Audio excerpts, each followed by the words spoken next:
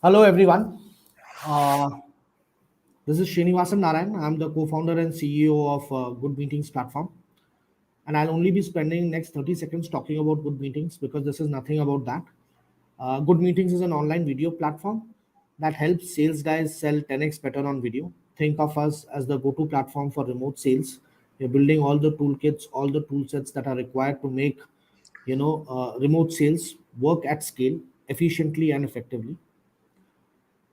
And why Road to SaaS? Well, Road to SaaS is basically an initiative started by us to learn from experts, people who are many steps ahead of us, people who have been there, done that.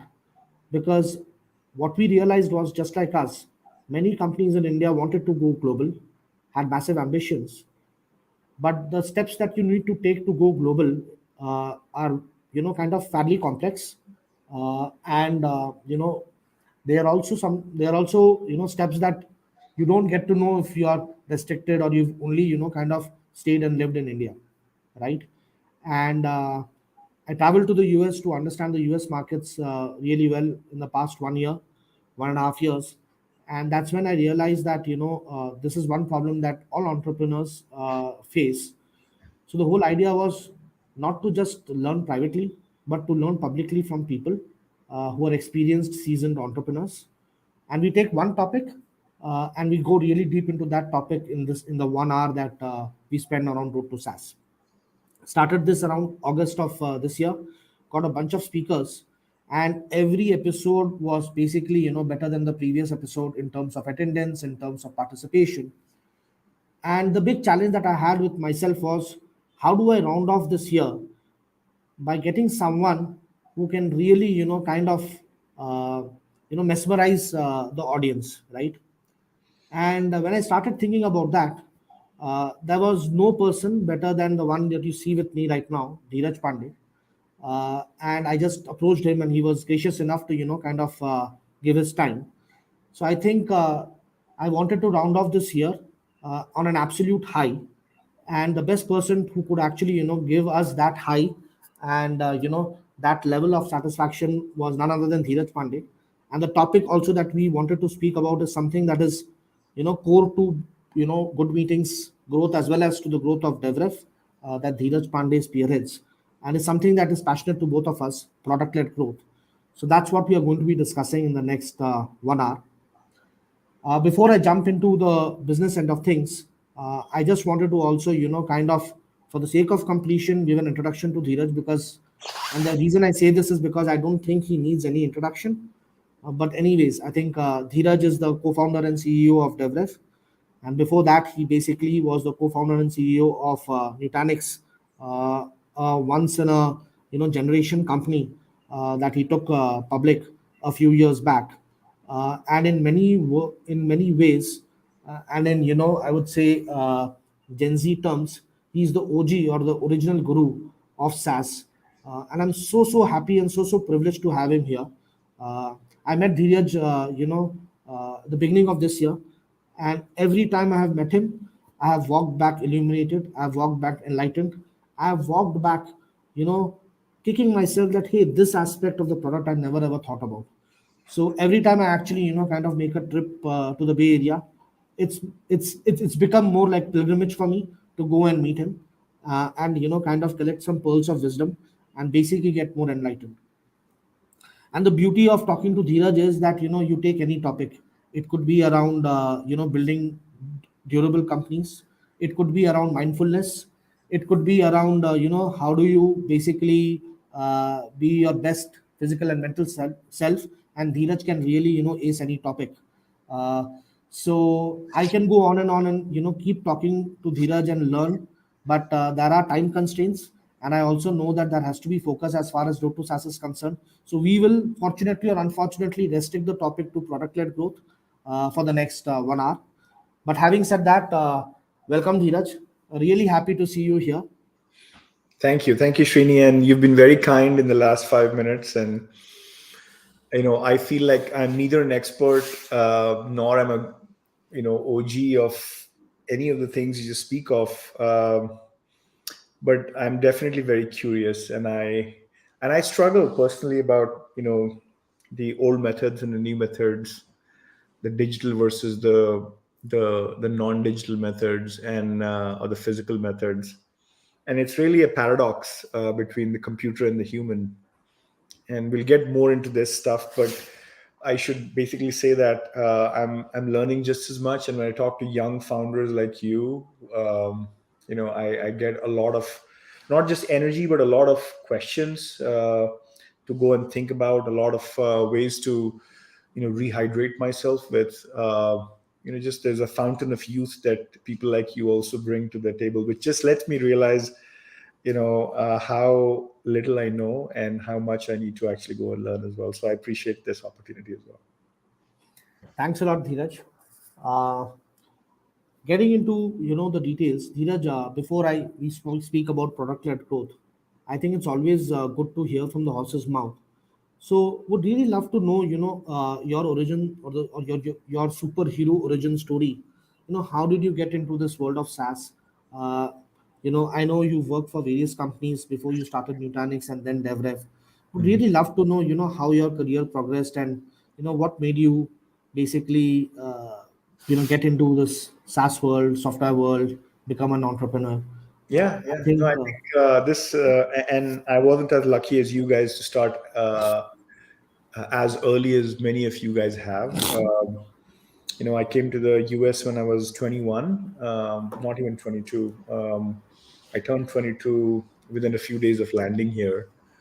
And then I was a PhD student in computer science at UT Austin. And I came for an internship next year in 1998 to the Bay Area. And that's where I really learned about, the bubble. It's like what was going on in the world of internet and how everything was getting connected. It was just a new era. I mean, Austin just didn't have that same kind of vibe that you'd get from the Bay Area. And I decided to take a leave of absence. I said I'm going to finish my PhD at some later time. Timing is everything. I need to be in the industry right now. I also had to take care of folks at home as well, so I figured this was the right time. So I took a leave of absence. I started working for a company in Austin, Trilogy Software, which was one of the high flyers back in the day. In a year and a half, I literally drove to the Bay Area.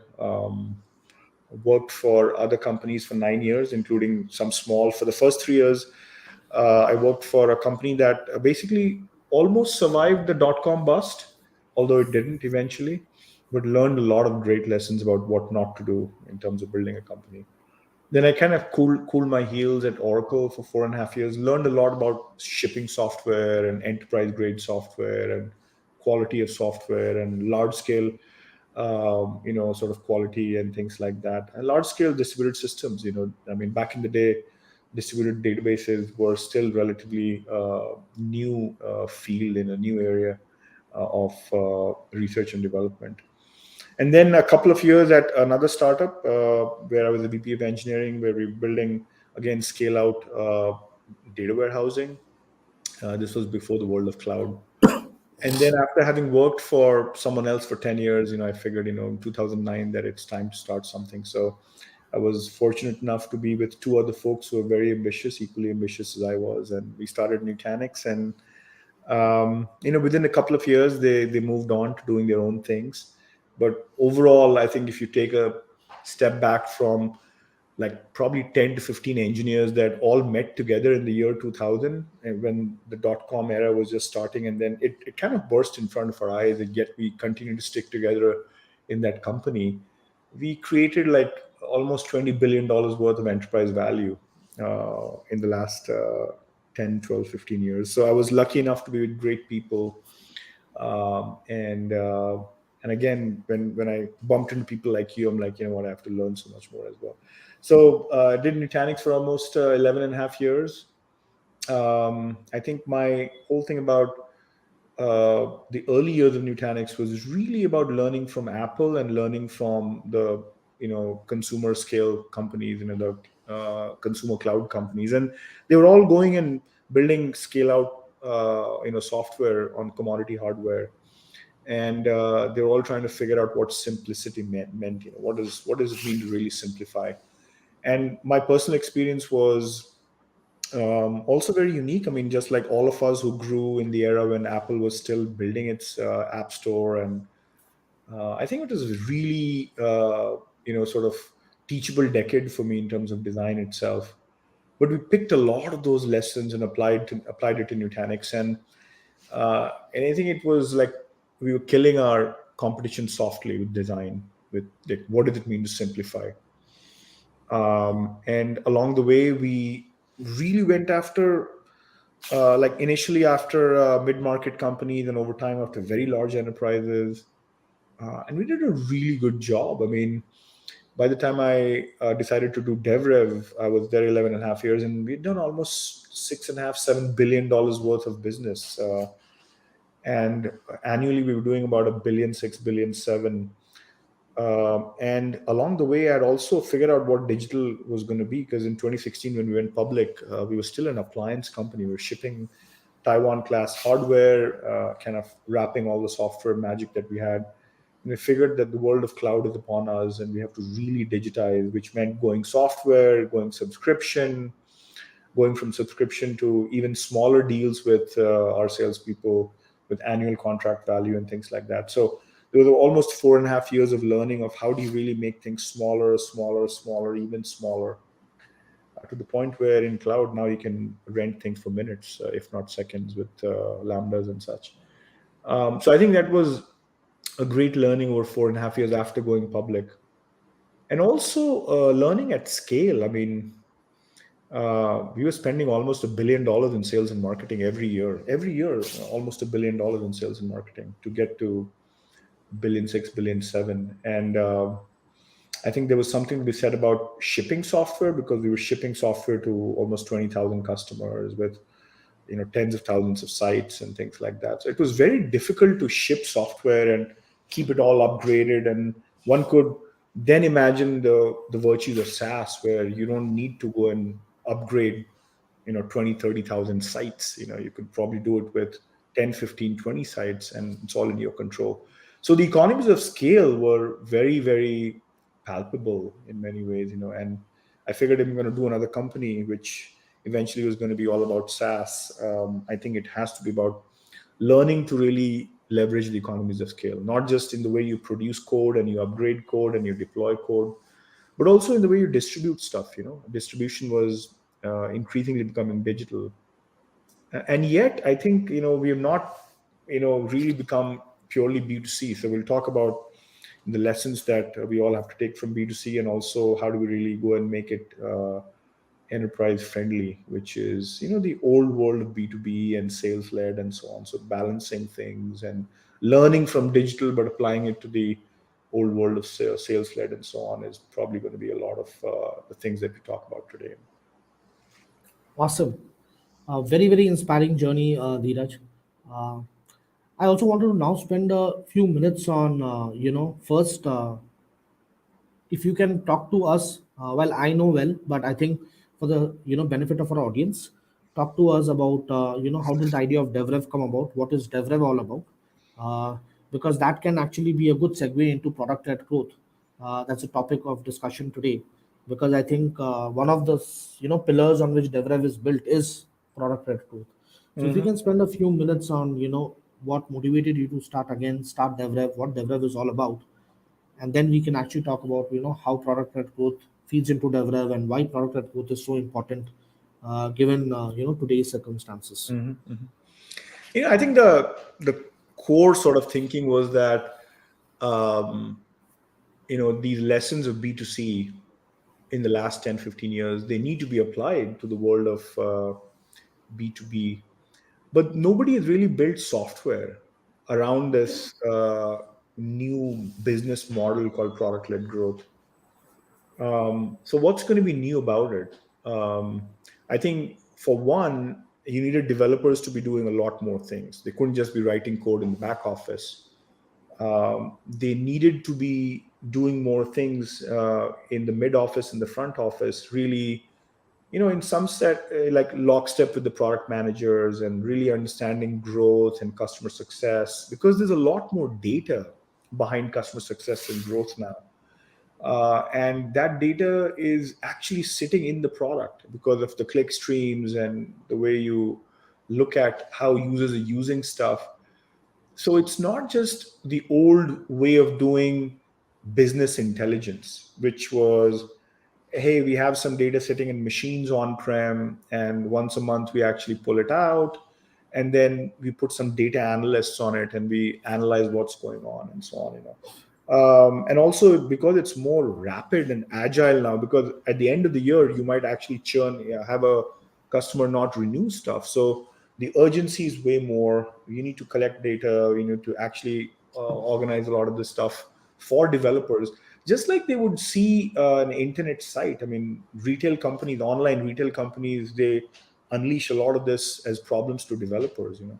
But in B2B, we used to do it very differently in the past. So how do you get developers more attuned to the mid office, where product managers actually sit and look at data, but also look at growth engineering and customer successes as engineering problems, was at the core of the DevRev thinking, to, like, make this PLG thing into not just a deck of slides that VCs share with new entrepreneurs, but to think of this as an operating system problem. So that's the mile high level observation of, okay, PLG needs to have an operating system. But where do you begin? Because you can't go and deliver an operating system. Nobody buys an operating system early on. Even Apple with iOS had to think about a few apps, which was music app and the phone app, and then obviously the YouTube app and so on. So, it started out with a handful of apps.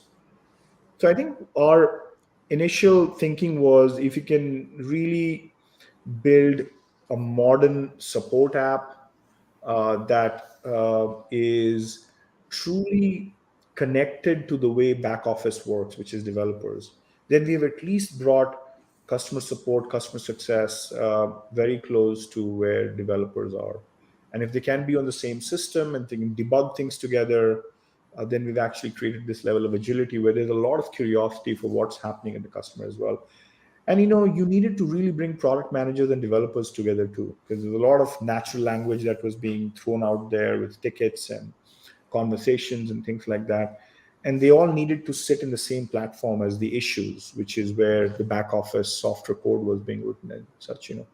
So that's how we have really begun. We said, look, there needs to be a modern way of thinking about product led support. Like, how do you really do support, but it's more product led?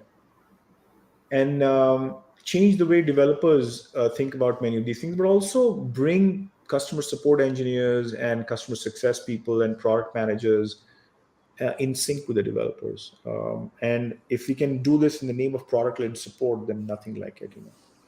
Now, along the way, we had to really think hard about the various tools that people use. There's tools for conversations, for live chat and things like that are in-app, and people pay a lot for those things. Then there's ticketing systems that only do ticketing, but they do it horizontally for every vertical out there, all the way from a SaaS company and you can look at pawn shops and water districts and public court systems. You have horizontal ticketing solutions that are built in the last 15, 20 years. And then you realize, so what's in it for the SaaS company if this is the same ticketing system that they otherwise would be used by a public school district? Then there's nothing in common except for the fact that they're both tickets. But if you can really think about software companies' tickets and the software companies' workflows around debugging and cloud ops and incidents and in-app feedback that you're getting from the customer, the click stream that you need to analyze, it's a very different world for a SaaS company than it is for a non-tech company.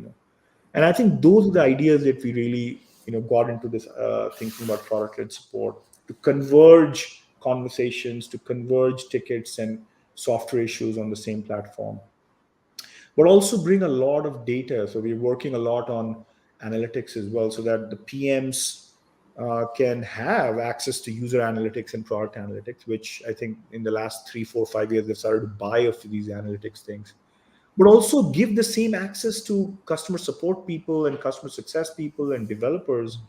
So customer success is not a department, but a culture. And developers should care about these things just as much as specialist customer success people, but also think really hard about making everything customer centric. Like the sprint planning that has happened in the developers land has been completely bereft of any customer data, any customer information. Eventually product managers think they have access to a lot of this customer data, and therefore they shout down on the developers, say, you better go work on these things because these are important customers. Many of those things can be democratized if you just got to take a lot of that customer data and gave it to the developers on a day-to-day basis. And that customer centric software engineering also becomes a very important piece of this product led thinking. So I think, by and large, we are really thinking of 3 to 4 apps. The first app is a support app. The next app will be a build app. You'll see a build app emerge from DevRev in the coming couple of months. And then you see the value of converging build and support together. Why should software build and software support? I know you guys use DevRev and both the aspects of this, build and support. But over time, we really want to come and tell people you don't need one tool for live chat in app, another tool for ticketing, yet another tool for issues, and yet another tens of thousands of dollars spent on product analytics and user analytics itself. Awesome, awesome. I think every time I speak to you, I genuinely believe that there's this visionary within you which is looking at the world 5 years down the line, and somehow kind of it stimulates my thinking, and I'm happy that this is now open, and everybody who's listening in can really kind of think about how the world is going to likely be a few years down the line, right? And I think Yeah, all of that.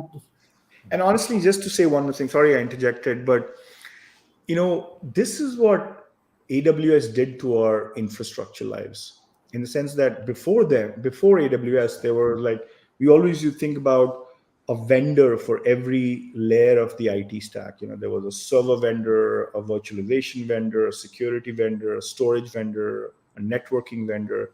And we used to think of these as big things. And then once we saw our lives converge around the idea of lightweight services that a developer can consume, similar to what in many ways Apple did with iOS. Like, we used to have 50 different devices, and then here comes this one iOS app that really has one iOS operating system that really has all these different apps. And yet the burden of proof is really on first getting 3 4 5 apps right. And that is the journey that we're upon. That let's get support awesomely right. Let's make sure that real-time chats can come very cheap, very inexpensive for all our developers. And then let's get build right. How should people build software in a way where the whole chain, from conversations to tickets to issues back to enhancements to notifications to release notes, all this stuff is fully automated. And this question shouldn't arise, so what does the product manager do? I think a lot of the things that product managers have actually found very hard to catch up on should be imminently automatable. And then they really go and do the real conversations of understanding the opportunity space, customer needs, pain points, human desires. Those are the kind of things that good PM should go and do, and leave a lot of these chores for machines to go and automate. Makes sense. Makes sense. In other words, we are all talking about consumerization of B2B SaaS, right? And product-led growth is a very important facet of that. Yeah, no, absolutely. I mean, if you think about Apple as a consumer device company, in 2008, 9, 10, 11, people used to carry a couple of phones with them. There was a BlackBerry because at the end of the day, people didn't trust the fact that Apple, as a consumer grade company, could ever seep into the enterprise, because they don't understand the enterprise grade realities of bring your own device and things like that, and MDM, mobile device management, and all this stuff. And eventually they did, because they were so simple that simplicity trumped everything. And they got security right as well. They got authorization, authentication, all this stuff right over time, that today nobody questions the presence of Apple in the enterprise.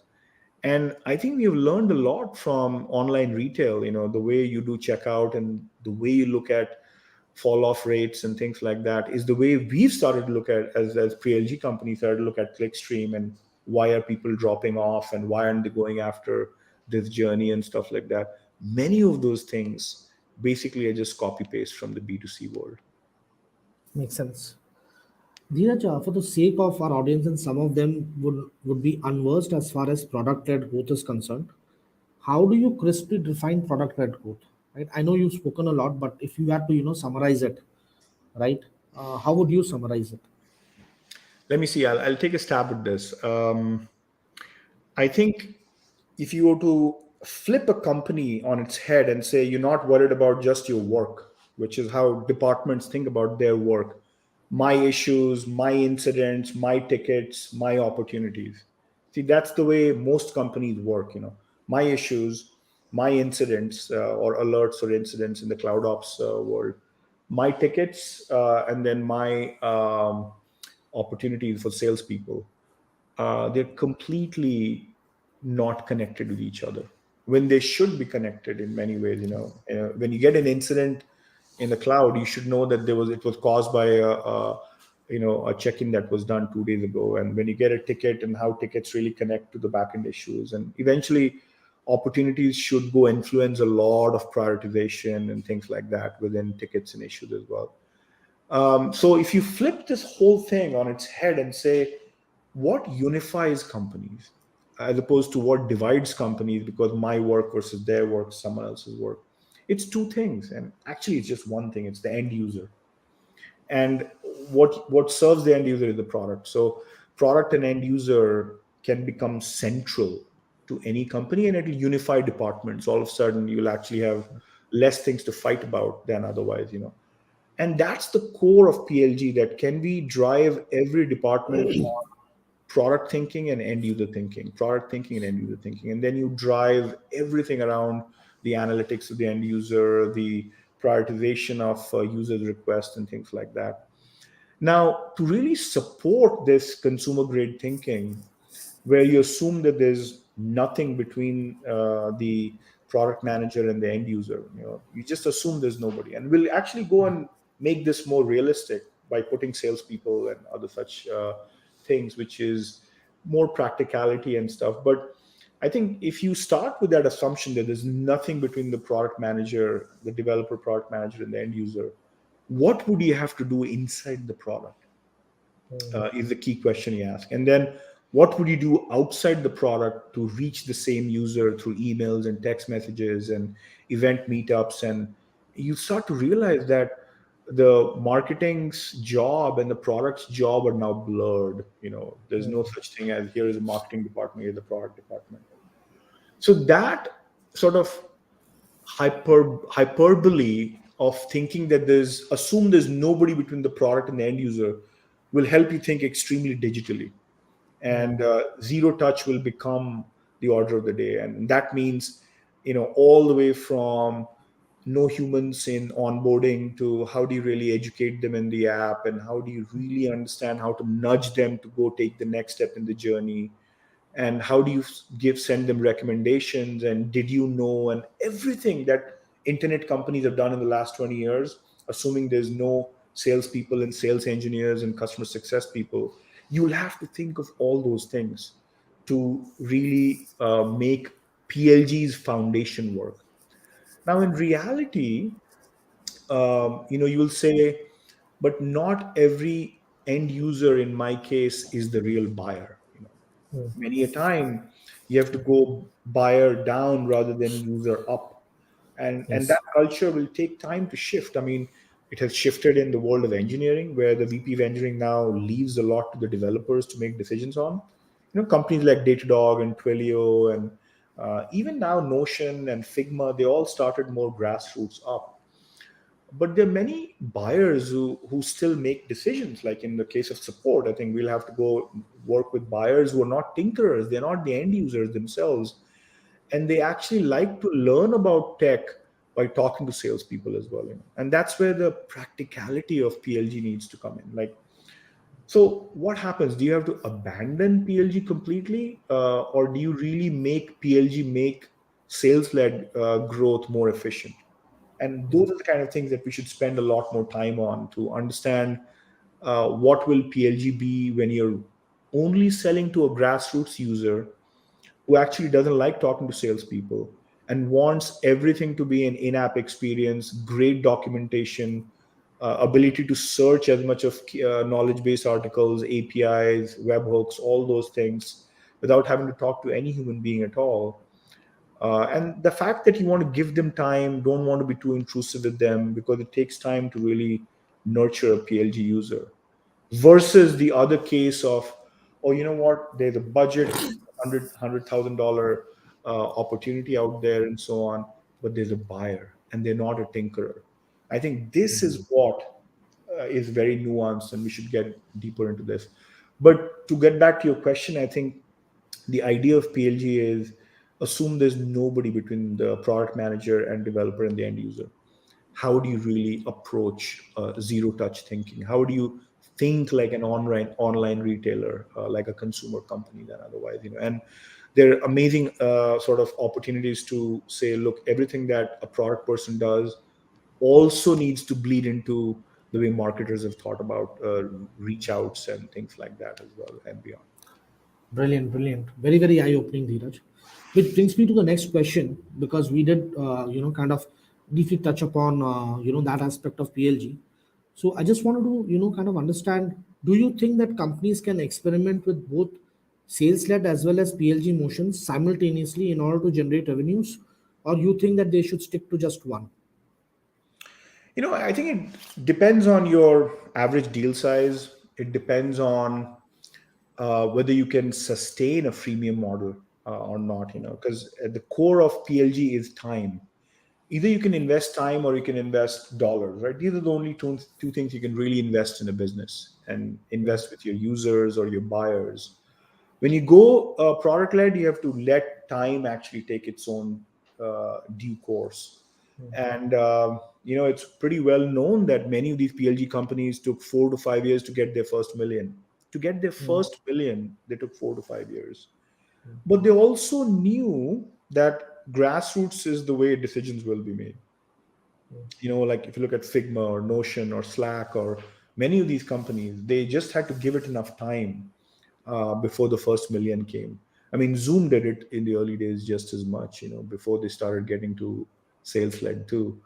I mean, AWS is a classic case where initially it was all developers and a lot of PLG. They didn't even end up hiring salespeople till 2012, 2013. So for the first 4 or 5 years, it's all credit cards and developers.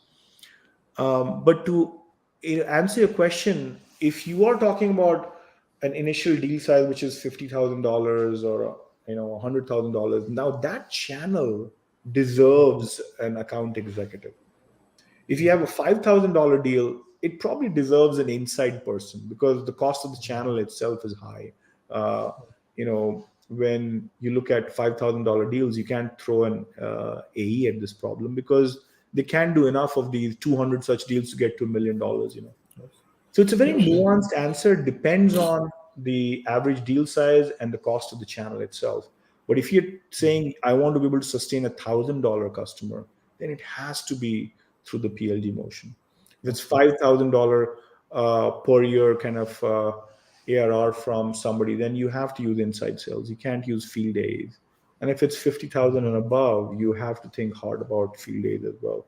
And very few companies actually can do all three, but there's some that are lucky enough to do all three, and like AWS is a case in point, for many of these smaller accounts, they probably don't even ever have an inside salesperson call them either, and once they get to a certain size, it becomes worthy of inside sales. And then when it becomes certain bigger size, then it's worthy of a field sales. Got it. The other point that you actually mentioned, and I wanted to, kind of delve deeper into that was, most of these PLG-led companies such as Slack or Figma, right? They took a good amount of time to reach their first 1 million ARR, right? And then maybe, things just got fairly easy for them, right? It took time for the whole thing to take roots, right? So does that, Dheeraj, mean that PLG-led companies should look at some sort of external level of funding to sustain themselves, right? Till they hit that 1 million ARR, because that kind of, client-led revenue might not see the, the light of day in the foreseeable future. Yeah, I mean, definitely you need to stretch the dollar. And by the way, in this day and age that where we are right now, and even sales-led companies will have to invest money. I mean, in many ways, PLG companies are left shifting some of the dollars to engineering, saying Engineering, yeah. let's shift more to product, and Yeah. even some of the marketing dollars move to the public cloud too. I want to say this; it's a very subtle point that one way successfully to do PLG is when your per tenant cost, cloud costs are minimal on a per month basis or full year basis. You cannot take, let's say, and obviously there's lots of formulas about customer acquisition costs and stuff, but even if you take the cost of goods behind a free customer, you cannot spend hundreds of dollars on a free customer. You probably have to do this for $5 to $10 for the whole year. So you have to engineer a lot of the freemium pieces into your product. And if you haven't done that, if your overall stack costs two, three, $400 a month, you can never sustain a freemium model. I think that is a very important piece of the puzzle. Multi-tenancy and in many ways micro-tenancy is the name of the game with freemium and PLG. And the other question you said about the dollars and how do you really go raise money. I think in one case you have to stretch the dollar because you're moving more dollars towards product and also need more time. Realize that sales-led companies, it's not like they start to look profitable in year two, three, four either when they start to go sell.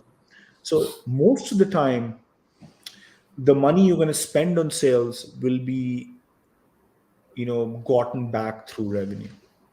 Mm. So it's probably going to be cash neutral at best. So it's not like sales will sustain your business Makes sense. any more than this other case itself.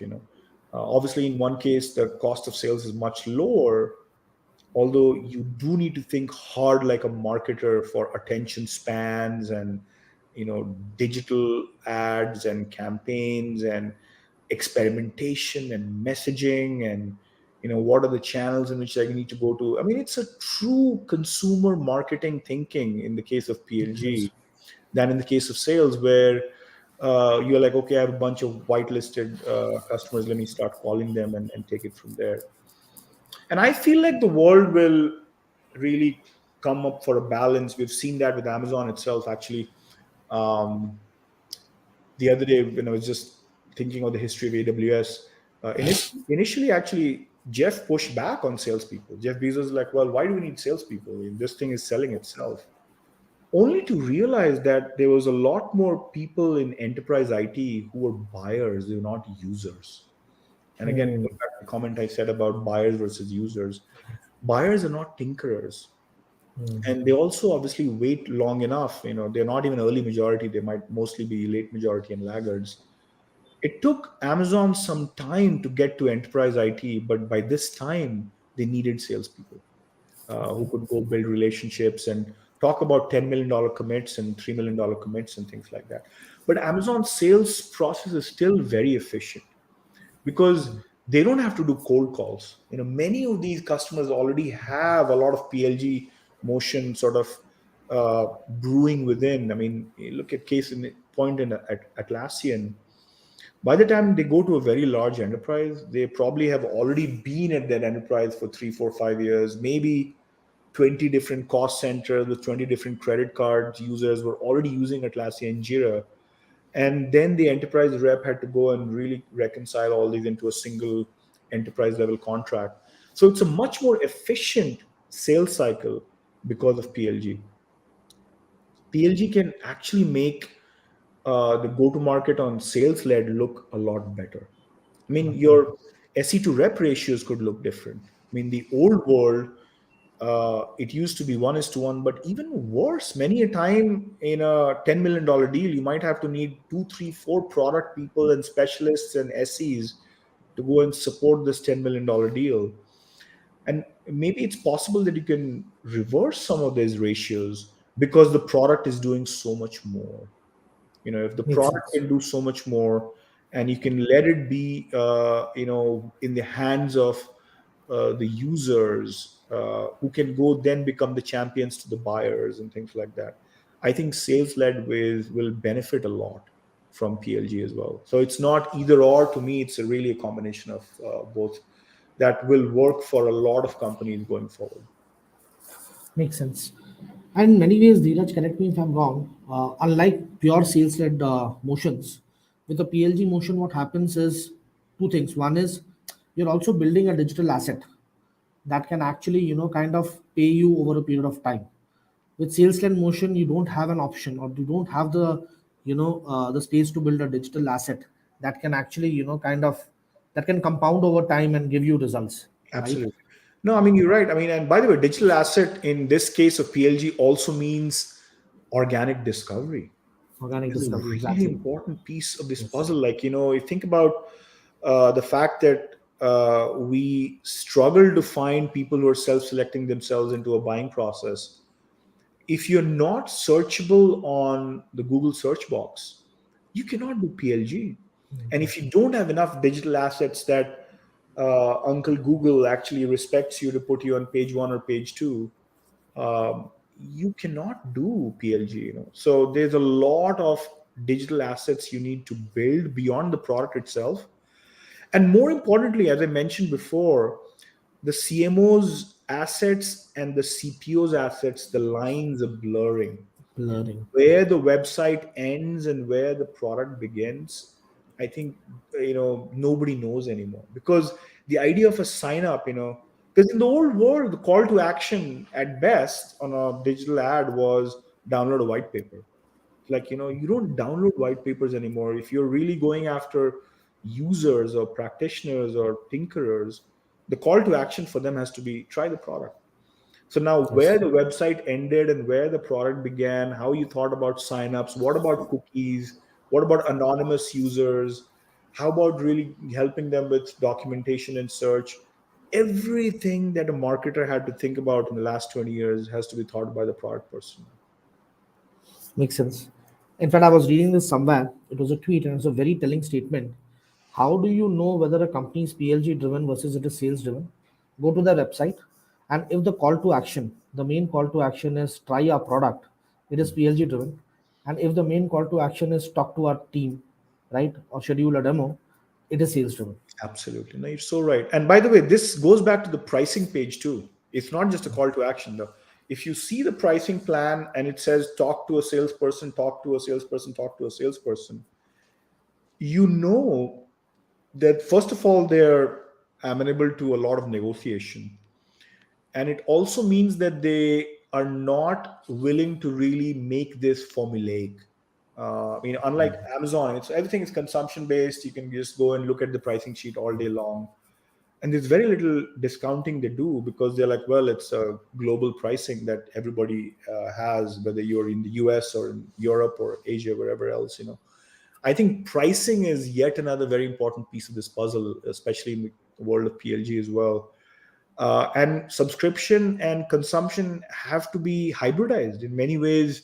It's not one or the other.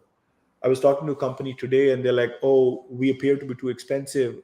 And this was a salesperson saying, "If only we had consumption pricing, that would be helpful, because then we'd be focusing a lot more on engagement as a first class problem, as opposed to selling and running and realizing a year later that we have a lot of churn."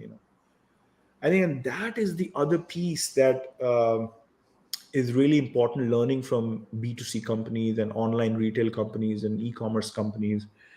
They got recommendations right, they got engagement right, they were paranoid about checkout failures and revenue loss because of that, because every transaction, every shopping cart was that precious to them.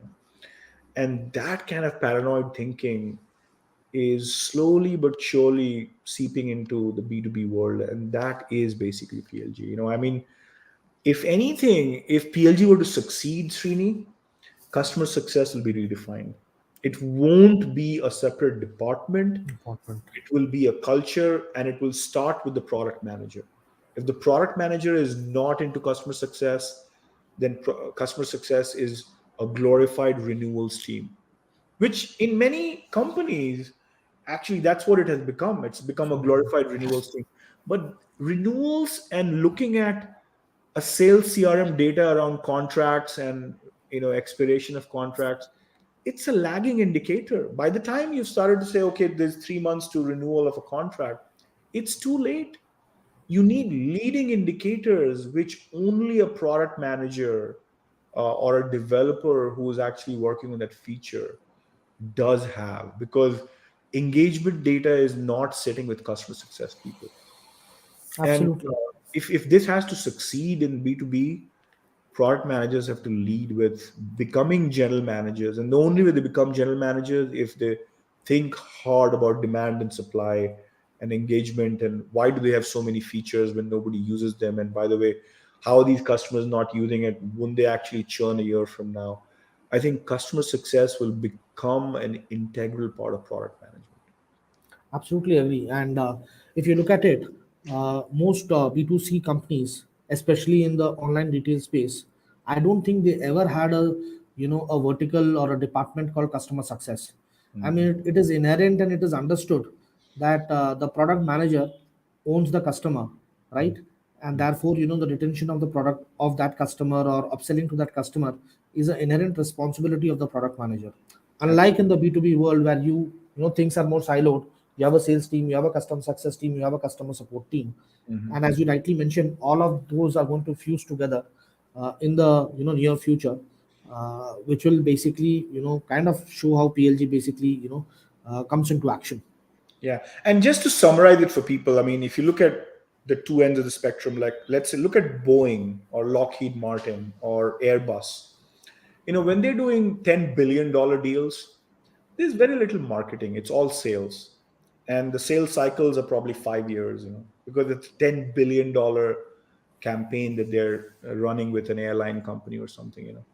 On the other end of the spectrum is a $5 thing you buy from Amazon, the retailer, but there's no sales, it's all marketing, right?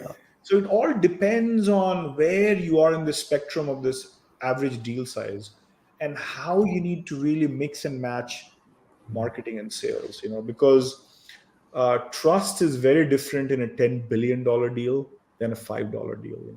And obviously it's a continuum from there as well, and that's why the average deal size is one of the biggest determinants of how you really mix marketing and sales together. Makes sense. Dheeraj, I'm moving on to the next set of questions which are coming in. We spoke about the average deal size, but is there a parameter around maturity of the product that one needs to, kind of take into account before focusing on product-led growth? Or do you think that it is something that can be done on day one itself? In other words, are there indicators to look for before you make investments into product-led growth? It's a very important question. To say that you're bringing more and more delight and more self-service and more in-app thinking, it takes time.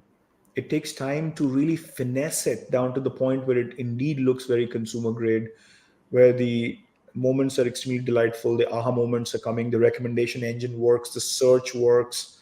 Even the SEO piece takes time. You cannot goose Google into getting yourself on page one anytime soon. You really need to keep working on that.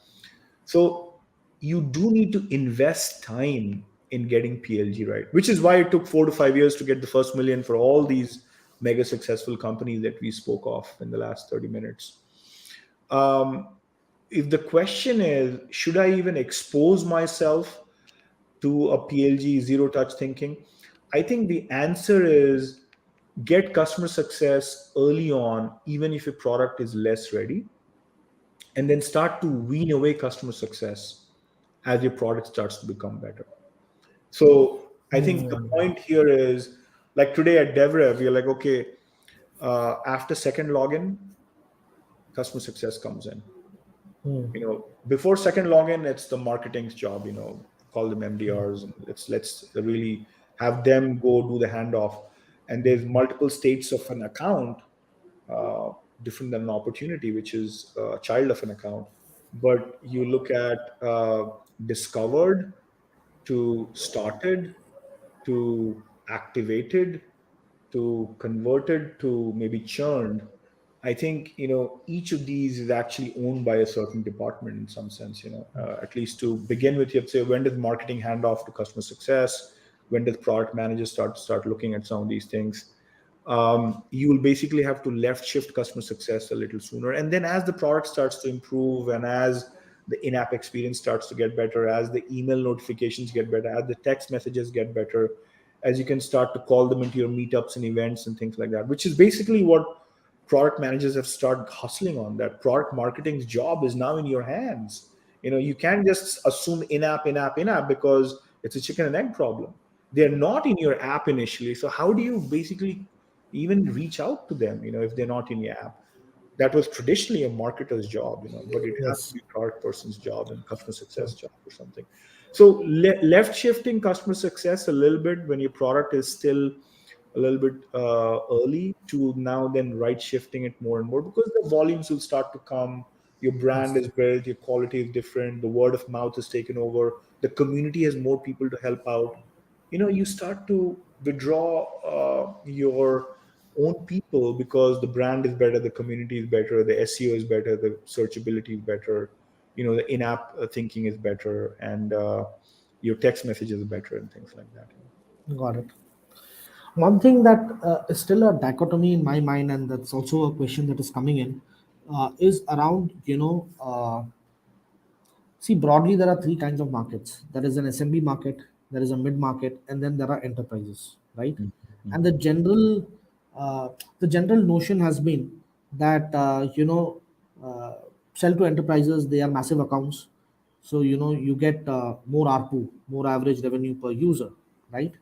Uh, and whenever you start thinking about enterprise selling, you get into this mold of sales led growth, because no enterprise guy, or the buyer in this case, and not exactly the user in an enterprise, is going to Google and search for the right tool for XYZ, right? uh, if the big money is that in enterprise, right, and if the behavioral shift towards an enterprise buyer not searching online is still there, then how do you think PLG fits in this whole equation? Hmm. Well, look, you cannot leapfrog into the enterprise, because by definition, they're paid to mitigate risk and take fewer risks.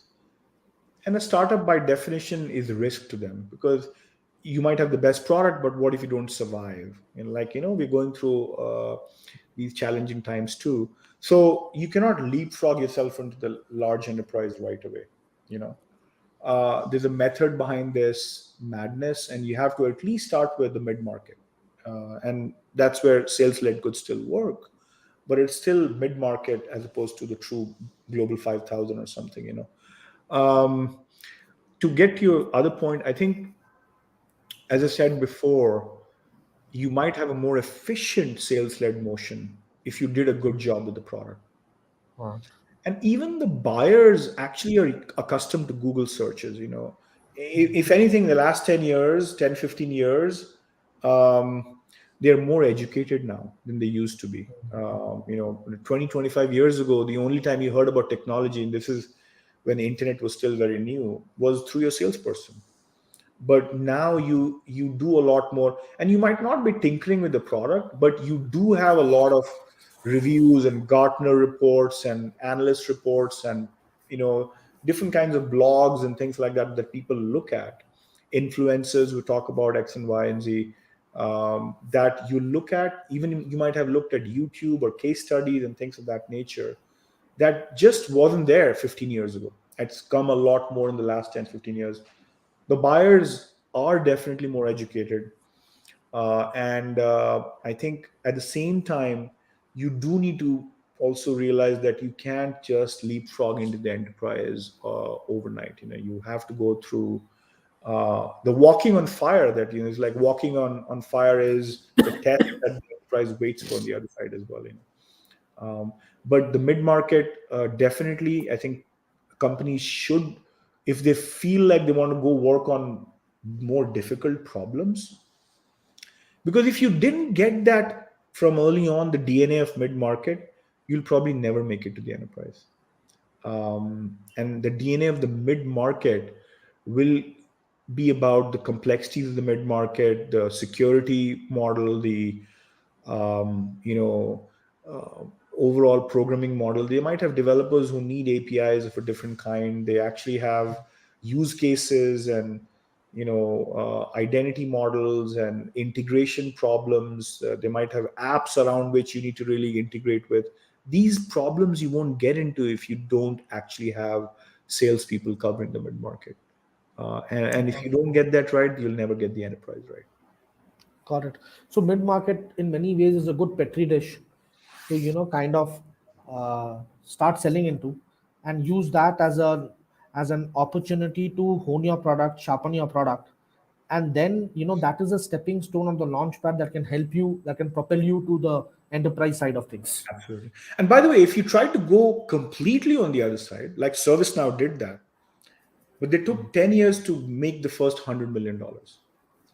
And on the other end of the spectrum, Atlassian also took 10 years to get to $100 million with a complete PLG motion. So if you go to both ends of the extremes, you will need to give it time for the first 100 million. And that's the way to think about this, that there is something in the middle which is a sweet spot of the mid market where you could actually do it a little faster. I mean, Datadog did that in 7 years, and I mean, they were lucky enough as well that their users were very demanding and they actually got a lot of this stuff. But to get to this 100 million has typically taken 7-8 years, and for ServiceNow and Atlassian it actually took 10 years because they were in two ends of the spectrum here. Got it. Dheeraj, and for the sake of completion, there might be many users, and I also, sometimes get confused because the definitions are blurred between SMB, mid-market, and enterprise. But in your mind, right, how do you define mid-market, right? What are the traits or the characteristics of a typical mid-market company? Should that be defined through the ARR that they generate every year, or the number of employees they have? I think that will help, because then it'll also help our listeners to basically also crisply define their ideal customer profile. So what's Maybe your an take easier, on? and again, an easy way to do this is the deal size, Yes. and the fact that there is a budget and a buying power up to 50, 100K. Let's just use that as opposed to number of employees, because many a time you might have very small companies like hedge funds and law firms that actually have a lot of IT budget because they're just knowledge workers in these companies, and they might only be 50 people companies that might be spending a lot more than 1,000-person company that is frontline workers as opposed to knowledge workers. So it really is about IT budgets, but a proxy of that is what kind of deal sizes can you expect there, and how much of their revenue, what percentage of revenue do they spend on IT? Is kind of one way to also look at this. But also importantly, can they do 100K deals with a single buyer? Let's call that, for the sake of expediency, as the mid market. 50 to Got it. 100K deals, a field AE can actually say, I can do 20 such deals a year. Then this channel deserves a field AE. If you're talking about 20K deals, there is no field AE who can actually do 50 of these. Yes. It's just very hard for a field AE to do this. Now, why can an inside AE do this 20K times 50? Because many of these things are inbound, inbound, inbound. They're actually either coming from the channel or they're coming from the web, and the product brand has become big enough that they're mostly fulfilling or more so than anything else. But if a field day is supposed to discover and do a lot of outbound and a lot of cold calling and things like that, you have to have a deal size of 50 to 70 to 80K ARR a year for them to be able to do 10 to 15 to 20 deals to get to a million. Because it all has to be about, if you're giving them 300K and an SE is, let's say, you have half an SE to this or one third of an SE, that already is 400K. Add travel, everything else, 500,000 plus, with managers and things like that. At least they need to bring a million too. or more, which means there's a certain size of deals times number of deals a year that actually gets you there. Take Yeah. that as a mid-market definition, more so than number of employees or size of the company or revenue or things like that. Brilliant, brilliant, brilliant. Amazing. Got it. Uh, Dheeraj, we are almost on time. There's so many more questions I would love to ask you, but I'm also conscious that it is 12 a.m. In the Bay Area where you are currently. So I have to be cognizant of your time and the fact that you took time out, today. No, Uh, thank I'll you. I probably really, sorry, go ahead. But I wouldn't leave you without two things. One is, I have this tendency to ask some quick, rapid questions where I expect the host, or sorry, the guest, to answer without the blink of an eyelid. So would love to, kind of throw some questions at you and hope that you answer them instinctively, right? So we call it the rapid fire round. So if you're ready, I can actually get started. Sure. I'm not very good at them, so let's go. One great thing you did at Nutanix, which you think helped you stand out. Take risks. And one thing you felt you could have done better at Nutanix, which you think you're doing now in DevRev. Go more digital.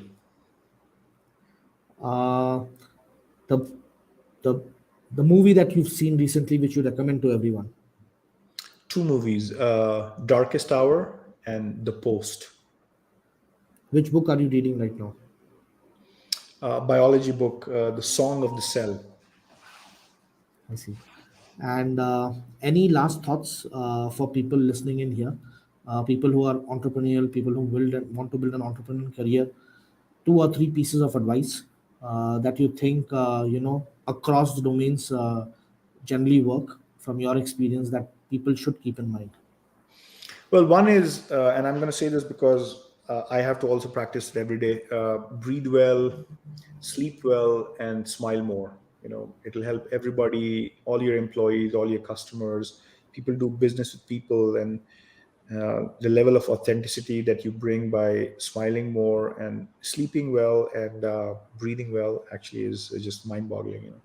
And also learn that you are on a tight rope, and the bigger your company gets, the higher the tightrope. So what does the tightrope mean? It's two sides to it, and it's a paradox. Tightrope walking is a paradox. It's a balance of opposites. So balance opposites. PLG, SLG are opposites. You need to figure out a way to balance them. Long term, short term opposites.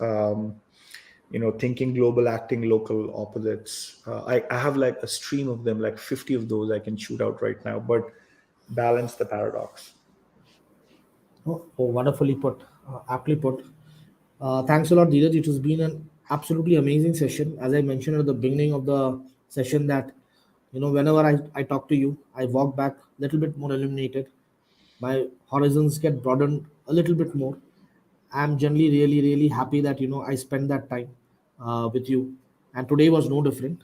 And the reason I'm happier today is because it's not a private thing where I alone got it, but I think we've been able to distribute it to the world over, because we've had people joining from all over the world. I just got those messages, and this is the first time we actually kind of scaled up the whole thing, and we went live not just on our YouTube channel but also on LinkedIn and on Twitter to do justice to this discussion.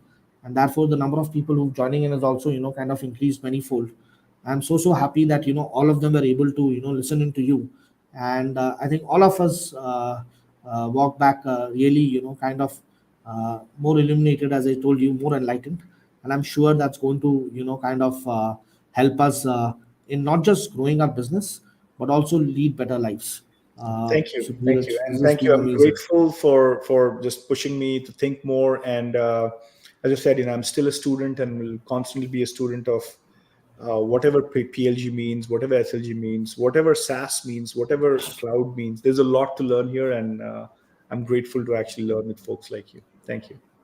Thanks a lot, Dheeraj. Have a great day.